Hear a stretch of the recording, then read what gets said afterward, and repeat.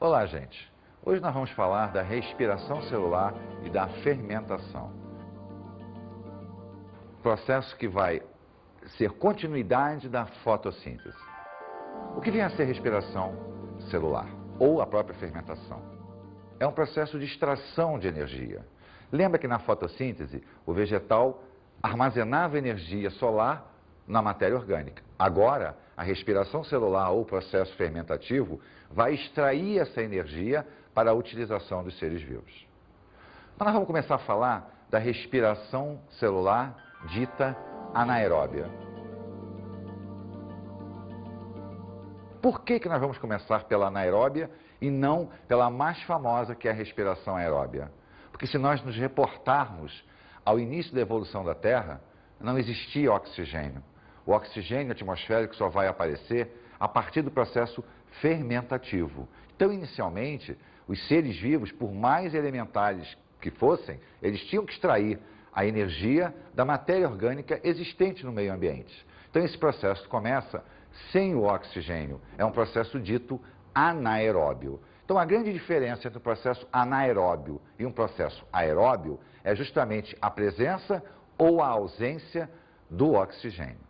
Então, nós vamos começar falando do processo anaeróbio. Quem fazia naquela época o processo anaeróbio e quem faz atualmente? Os seres são os mesmos. São os seres unicelulares, são as bactérias, alguns fungos, alguns protozoários, onde a necessidade energética ela é pequena, mas necessária. Então, vamos dar uma olhadinha no processo como um todo. Vamos pensar nele como um todo. Vamos reportar a fotossíntese e depois entrarmos na respiração. Então, recordando, a fotossíntese extraiu a energia luminosa, colocou na matéria orgânica. Agora o processo vai extrair a energia da matéria orgânica para a utilização. E nós vamos pensar então a nível o quê? Bacteriano. Vamos então dar uma olhadinha num esquema que representa basicamente o processo anaeróbio. Vamos ver. Vamos falar da extração da energia através de processos químicos. Se nós observarmos aqui o nosso cartaz, ele vai mostrar para a gente o quê? Que a molécula orgânica vai ser decomposta por bactérias, né? Onde você vai ter a liberação de hidrogênio e de elétron. Então é o resultado de quê? Da oxidação dessa molécula orgânica. Que molécula orgânica? Um carboidrato, um ácido graxo, uma proteína, não importa. Ela vai ser degradada e nós vamos produzir o quê? Nesse caso aqui, ó, nitrato para o meio extracelular, ou seja, o micro-organismo vai decompor a matéria orgânica e vai acabar liberando o nitrato. E eu vou ter como produto final o quê? Ó, o nitrogênio e a água. Nitrogênio esse que vai ser liberado para a atmosfera. Ora, se eu tenho um composto de nitrato, está lembrado da fotossíntese? Fixação de nitrito-nitrato, lá na quimiossíntese? Então, se você vai ter o nitrato e depois a liberação do nitrogênio para o ar atmosférico, nós temos então bactérias chamadas de desnitrificantes. Então, a bactéria vai nitrificar quando ela incorpora a energia num composto nitrogenado. E agora ela vai desnitrificar, liberando esse nitrogênio para o ar atmosférico. Então, nós temos a liberação do nitrogênio e da água para o meio ambiente. Lembra sempre que a água é um produto que aparece como resíduo do processo. Agora, atente, em momento nenhum aqui eu tive a presença do oxigênio. Ele não entra no processo de decomposição da matéria orgânica para a liberação de energia. Então, ela vai fazer isso para que eu possa liberar elétron e íons de hidrogênio, consequentemente liberar energia, mais a ação do nitrato e, consequentemente, liberação de hidrogênio para o ar atmosférico. Acontece que o processo anaeróbio, ele leva uma evolução também. Existe um processo muito mais interessante, que é o mecanismo fermentativo. O que é fermentação? É um processo anaeróbio. É um processo onde o oxigênio não faz parte do momento. Ele existe muito antes do mecanismo fotossintético.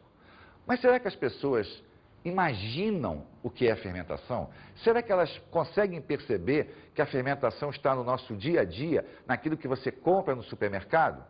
Vamos dar uma olhadinha numa enquete?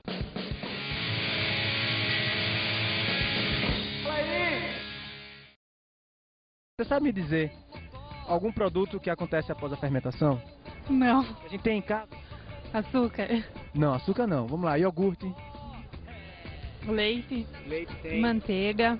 O que mais? Queijo. Queijo tem. Ai, só. Aquele que tem nos bares que a gente adora para matar o calor. Cerveja? Cerveja. Você sabe me dizer pelo menos alguns produtos que a gente tem em casa, que a gente consome na rua, que passam por esse processo de fermentação? Leite. Cerveja. Vai, ajuda a sua amiga. Iogurte, sei lá. Yakult, lactobacilos vivos. Isso. Deixa eu ver o que mais. Vinho? Sim, não sei. Tá. Sei lá. Queijo? Queijo. Coalhada? Sim. Sabe me dizer o que é que acontece no processo de fermentação? É como se fosse, sei lá, coalhar, alguma coisa assim. Alguma coisa assim, né? É. Nós utilizamos o processo fermentativo de fungos e leveduras para o nosso proveito. Ou seja, nós deixamos que eles fermentem um produto para produzir energia e aproveitamos o resíduo desse produto. Vamos acompanhar o processo aqui para que a gente possa observar melhor. Nós temos uma molécula, a glicose, que é o carboidrato preferido para a decomposição. Por quê? Porque é o mais abundante na natureza.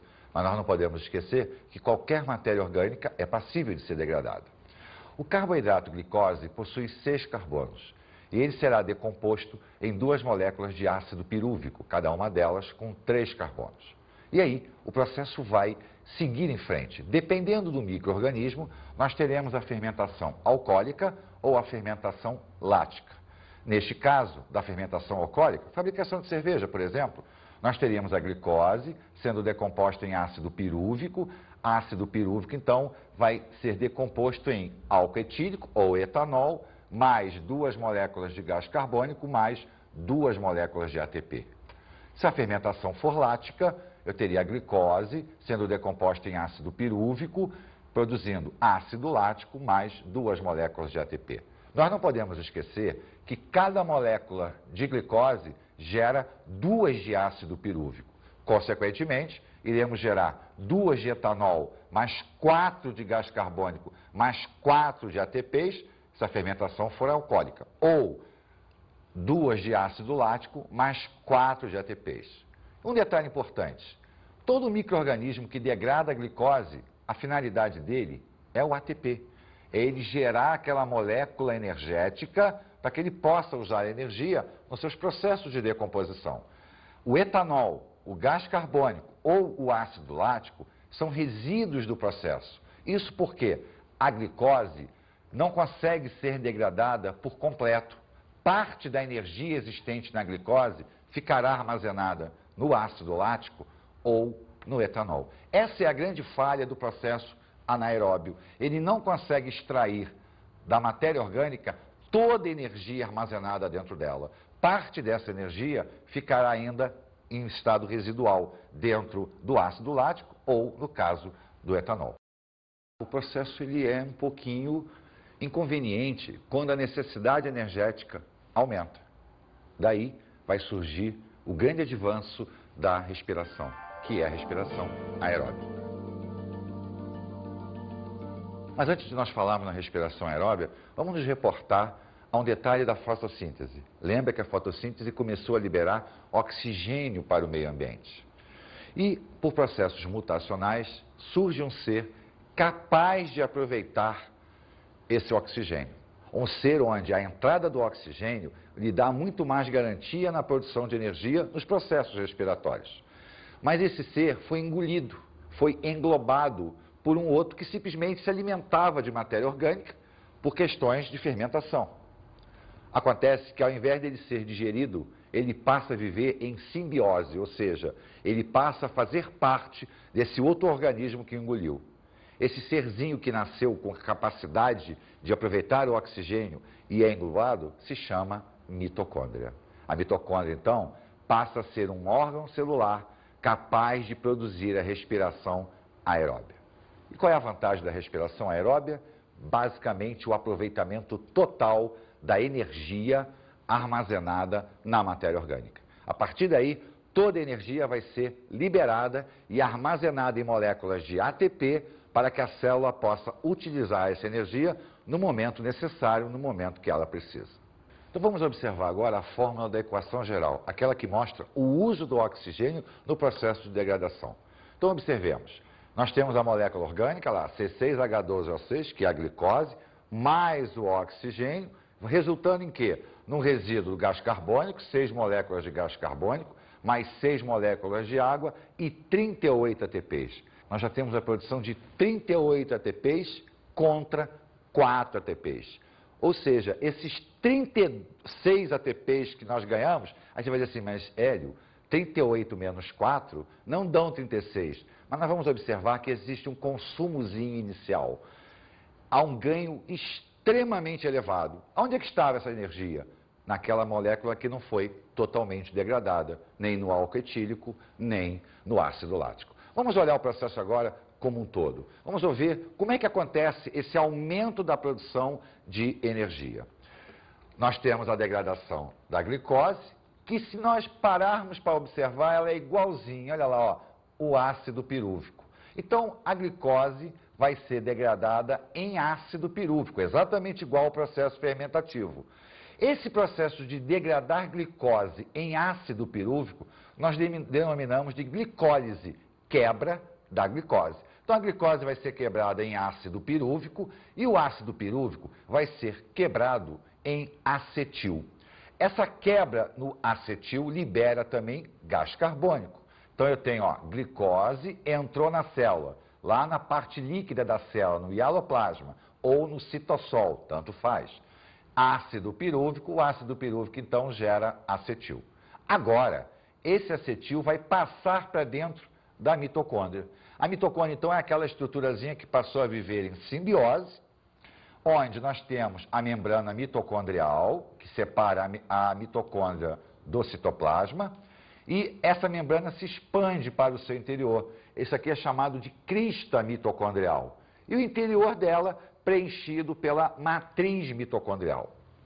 Existe uma enzima chamada de CoA, ou coenzima A.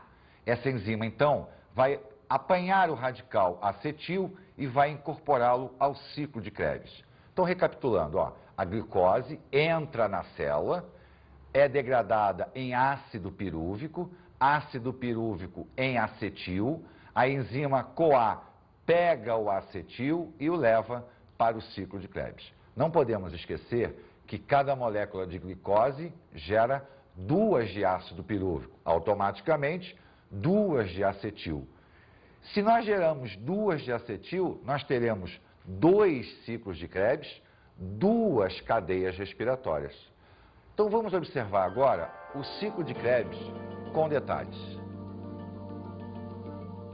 Nós fizemos um depoimento com um professor de uma academia de educação física sobre o processo de respiração aeróbia e anaeróbia na prática esportiva. Vamos escutar o que ele tem a dizer para a gente. A aeróbica ela tem um consumo maior de oxigênio, tendo um gasto maior de caloria. Ou seja, para a pessoa que tem interesse em perder um pouco de peso, queimar gordura localizada, a aeróbica seria muito mais interessante que uma anaeróbica. Sendo que também na anaeróbica você consegue com um resultado um pouco menor. A aeróbica ela tem um consumo maior de oxigênio, com um desgaste maior também de gás carbônico. Ou seja, ela sendo uma aula ininterrupta, o gasto calórico dela é muito maior. Então, para as pessoas que têm interesse em perder peso, queimar gordura localizada, a aeróbica seria muito mais indicada do que a parte anaeróbica. Observaram? Na prática desportiva anaeróbia, o consumo energético é menor. Há uma pausa. Por que há uma pausa? Porque você acaba acumulando um pouco de ácido lático na musculatura. Na prática aeróbia, o consumo energético é intenso. Com isso, o nosso organismo necessita de produzir energia com grande intensidade. Aonde ele vai buscar essa energia? Naquela gordurinha acumulada. Então, o processo de queima de lipídio, de gordura, é muito mais intenso, é muito mais eficaz. Além de nós estarmos oxigenando muito mais rapidamente a nossa estrutura muscular. Então, a respiração aeróbia, na prática esportiva, ela é muito mais salutar para o nosso organismo, porque, primeiro, ela reduz os depósitos de gordura. Segundo, ela aumenta o fluxo sanguíneo, oxigenando mais as estruturas musculares. Não que a prática anaeróbia não seja importante, ela até é, mas tem que haver um balanço entre os dois processos de produção de energia. Então, observemos o ciclo de Krebs. Vamos retornar aqui primeiro ao ácido pirúvico. Lembra? Glicose, ácido pirúvico. Como nós estamos falando da glicose, é glicólise. Mas qualquer matéria orgânica degradada para a produção de ácido pirúvico, nós dizemos piruvato. Piruvato significa produzir ácido pirúvico, independente do processo. O ácido pirúvico, então, vai ser degradado em acetil. Durante o processo de degradação, eu vou ter a liberação de CO2. Por quê? Porque o ácido pirúvico tem 3 carbonos, mas o acetil só tem 2. Entra em ação, então, a nossa enzima coenzima A, que vai se ligar ao radical acetil. Para quê? Para transportar o acetil para dentro da mitocôndria, para a área da matriz mitocondrial, aonde vai ocorrer o ciclo de Krebs. Durante esse processo aqui, nós teremos a liberação de hidrogênio. Ele será, então, capturado por um transportador chamado de NAD. Lembra que na fotossíntese era NADP, porque ele era fosforado. Aqui não há fósforo. Por isso, o NAD recebe o hidrogênio e passa a condição de NADP2H, ou H2. O radical acetil, então, vai ser incorporado ao ácido oxalacético, com 4 carbonos. 2 com 4 vai gerar o ácido cítrico com 6 carbonos. O ciclo de Krebs também é conhecido como ciclo do ácido cítrico. E qual é a grande finalidade dele?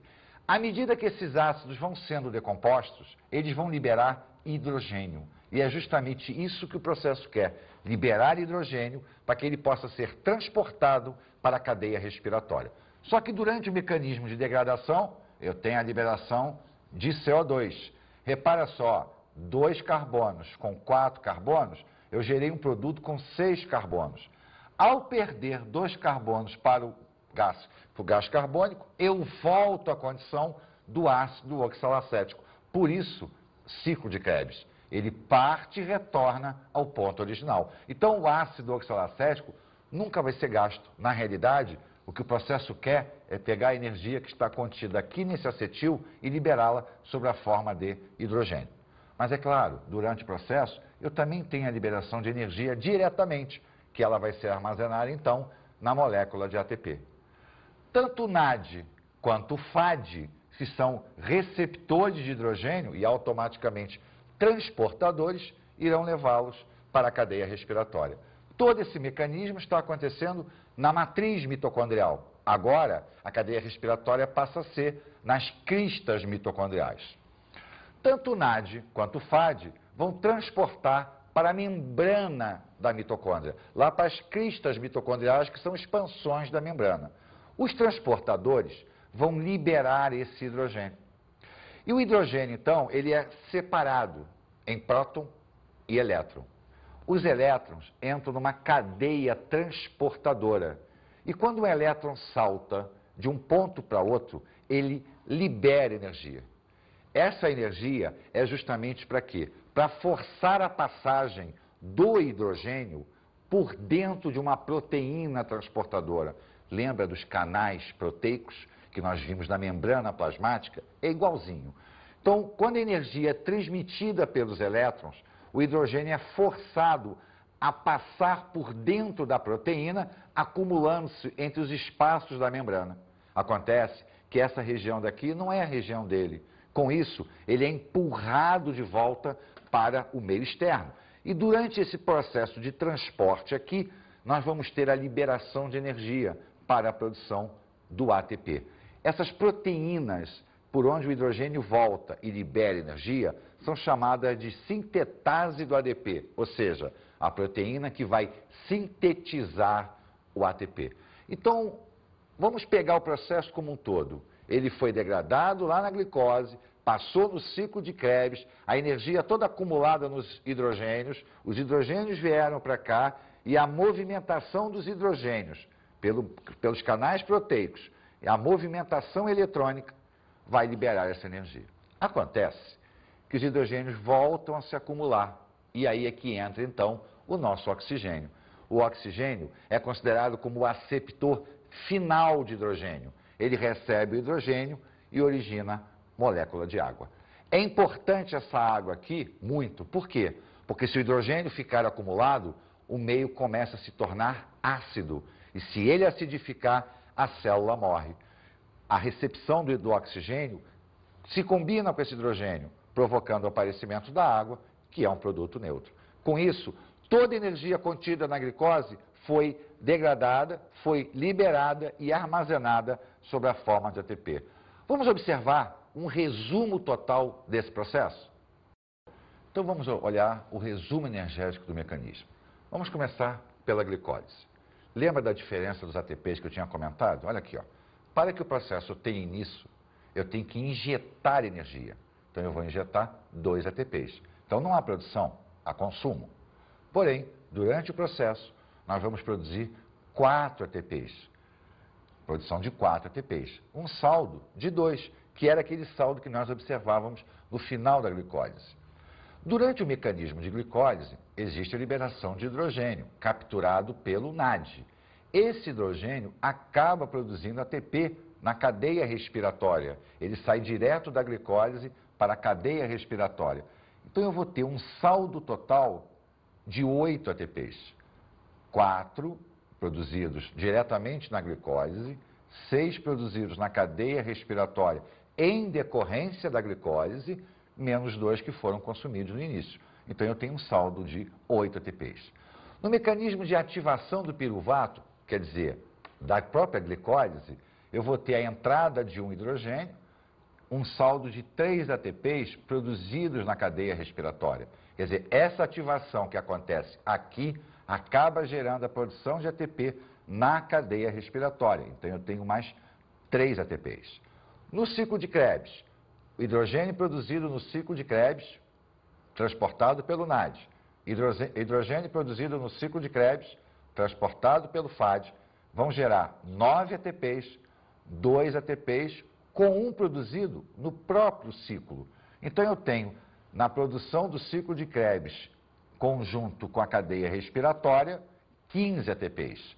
Então, ao processo, eu tenho 8 mais 15, vezes 2. Por que 2? Porque cada molécula de glicose produz 2 de ácido pirúvico, que irão gerar 2 ciclos de Krebs, que irão gerar 2 cadeias respiratórias. Ao final, eu tenho uma produção de 38 ATPs, quando o processo todo ele é aeróbio, e 2 ATPs, quando o processo é puramente anaeróbio. Nós não podemos deixar de observar que o início do processo, ele é aeróbio. Só que é um aeróbio indireto. Tanto é que nós consideramos, academicamente falando, como um mecanismo anaeróbico. Por quê? Porque não há entrada de oxigênio. Glicose, ácido pirúvico, ácido acético. Não existe o oxigênio. O oxigênio só participa na cadeia respiratória. Tinha que ser assim. O processo aeróbico, ele é uma evolução do processo anaeróbico. Então, o processo anaeróbico não morreu, ele apenas deu continuidade a um mecanismo onde existe a utilização de oxigênio, consequentemente, a maior liberação de energia da matéria orgânica, maior aproveitamento na fabricação de ATPs. É importante que a gente entenda que o processo anaeróbico, ele não é um processo totalmente em vão. Ele é um processo que apareceu da necessidade dos micro-organismos liberarem energia da matéria orgânica. É óbvio, houve um grande avanço com a entrada de oxigênio na nossa atmosfera, através do processo fotossintético, e o aparecimento da respiração aeróbia. Mas é muito comum nós escutarmos que o processo anaeróbico é um processo ineficiente. Ele é ineficiente se nós pensarmos num ser complexo como a gente, onde a necessidade energética é muito grande. Mas ele é extremamente eficiente na produção de energia de um micro-organismo. Aliás, quando nós não temos oxigênio, a nossa musculatura é capaz de fazer respiração anaeróbia. O importante é não parar a produção de energia. Então, na falta de oxigênio, o sistema automaticamente reverte a respiração para um mecanismo anaeróbio.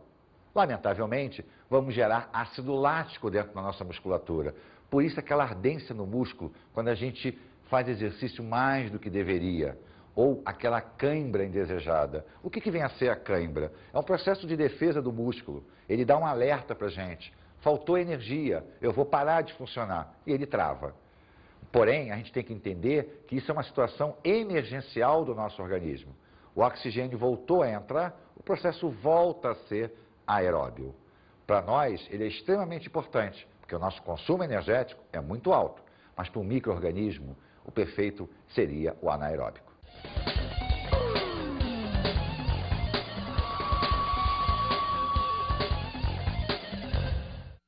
Eu chamo a atenção para o estudo da fermentação. É muito importante que a gente entenda bem todo o processo de liberação de energia. É um dos assuntos mais dinâmicos da biologia e dos assuntos muito importantes para que a gente possa acompanhar todo o processo fisiológico, seja humano ou seja de qualquer animal. Lembre-se, estude fermentação não como algo em separado, mas como um mecanismo evolutivo. Preste atenção na respiração aeróbia, nas fases dela. Lembre-se que a glicólise, que é um processo aeróbio, ele começa exatamente igual ao processo fermentativo ou ao processo anaeróbio. Veja sempre como um todo, nunca como uma parte. Olhe ponto a ponto. Veja o que é produzido em cada momento do processo respiratório. Veja qual é a finalidade. Pesquise para ver se existe um outro processo fermentativo, além daquele que nós já falamos, produção de cerveja, produção de pão, produção de iogurte. Você vai ver que existem outros mecanismos, tá? Faça exercícios, releia, procure sempre aumentar o seu grau de informação, ok? Um abração para todos vocês. Até a próxima.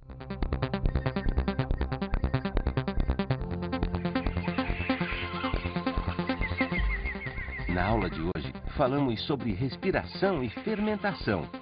Vimos os processos de liberação de energia através da incorporação inicial da energia e posterior liberação, tanto em mecanismos anaeróbios como mecanismos aeróbios. Vimos os tipos de respiração. Falamos da respiração anaeróbia, falamos da fermentação, vimos que a fermentação pode ser alcoólica ou lática. Não importa os tipos, a produção será de um saldo de 2 ATPs. Falamos da respiração aeróbia. Vimos que ela tem 3 momentos. A glicólise, que é um processo anaeróbico embutido. Vimos o ciclo de Krebs, onde a importância dele estava na liberação de hidrogênio para ser transportado para a cadeia respiratória. Vimos a cadeia respiratória, onde a movimentação eletrônica e a movimentação dos prótons de hidrogênio acabam gerando energia para a síntese de ATP. Vimos que o processo todo é altamente encadeado, com um saldo final de 38 ATPs para a respiração aeróbia contra 2 ATPs na respiração anaeróbia. Bons estudos!